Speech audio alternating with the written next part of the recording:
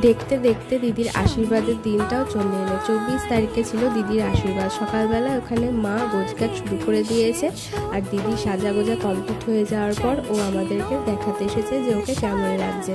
আর আমার সব থেকে আকর্ষণীয় ব্যাপারই মাছটাকেই লেগেছে। মাছটাকে সাজানো থেকে শুরু করে আমি সব কিছুই ভালোভাবে দেখছিলাম। আর এই দিনই ছিল দিদিদের রেজিস্ট্রি। তো আমাদের যাওয়ার কথা ছিল 10টা নাগাদ, কিন্তু আমরা এখানে প্রায় অনেকটাই লেট হয়ে গেছিলাম বেরোতে বেরোতে।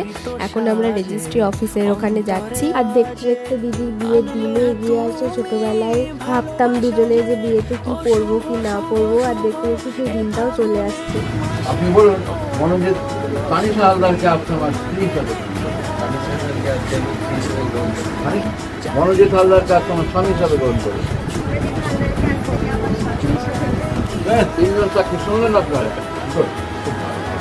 তো অফিসিয়ালি আজ থেকে দিদি আর মনোরা হাজবেন্ড ওয়াইফ। পরে